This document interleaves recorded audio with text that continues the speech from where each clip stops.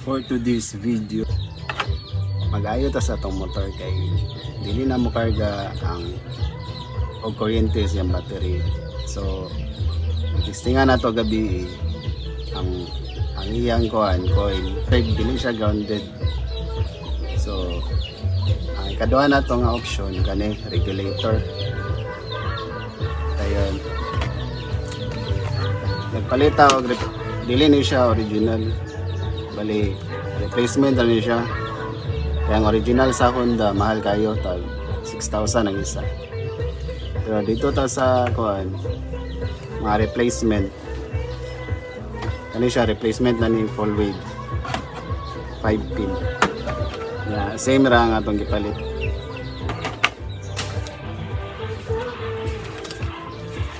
So mao din ni atong diagram. Silaw ba? Kana mo na itong diagram. Ang yellow, paingon siya sa isa ka terminal sa coil, kaya naka full wave naman na itong starter coil. Then ang sunod nga sumpay kay white, so dito siya paingon sa pink. So timanin ninyo ang kanang coil kay full wave naman siya, giseries na siya. So bali mura na siya kuan sa suga tingin, so naka-series na siya. Dayon ang iyang isa ka terminal kulay green, then ang iyang isa ka terminal kulay white. Ang kanang kulay green mupaingon na siya sa yellow ani kana. Ang kaning green tanong siya sa yellow.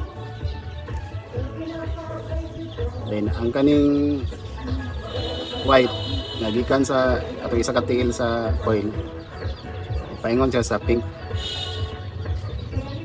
Muna siya paingon, muna siya ang gikan sa motor, labay siya dire.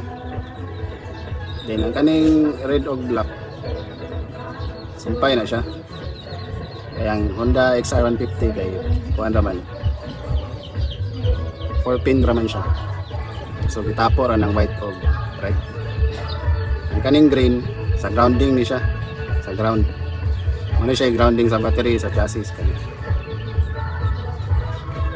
So mo ni siya kaning yellow og kani sa motor, balag makabaliktad na siya. Or para sure mo dito kay lahi man ang technician, so kita nag-learning ra pud ni nato ron. So kani siya kaning duha ikan sa motor, pasok siya dire, sulod siya dire. Then ang kaning red labay siya sa battery, labay niya sa battery. Ang kaning kuan sa grounding niya siya.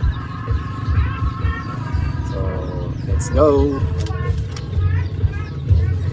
Og karon guys ato nang abrihan atong bag-ong regulator rectifier.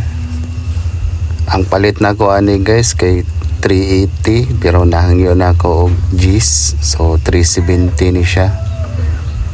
Then kani guys, og mahuman ninyo ni nga video, dako kay ning tabang sa inyo ha, para pag madautan mo sa dalan or ang inyong motor mawadan og kuryente, dahil bago mo gailis og battery, kanira ang inyong kuan guys, og bago inyong battery din malubat na pud ba, kani ang hinungdan guys mo ang inyong battery dili makargahan maski pagbago na inyong battery.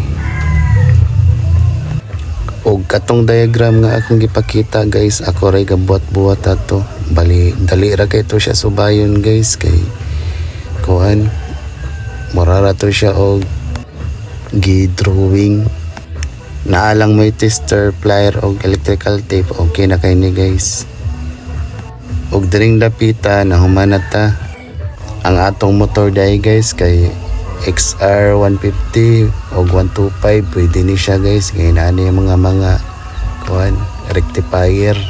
Inaot kaning video dakong tabang sa inyo ha, o kaning nga video guys makasave na mo sa inyong labor, o ang kanang ibayad niyo sa inyong labor pwede na ipalitin nyo nagbugas para sa inyong pamilya.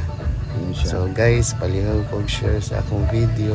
White or green? O naamoy pangutana, i-comment lang sa comment section guys ug tubagon ta mo. Ano siya diri? Daghang salamat sa tanan. Bye-bye.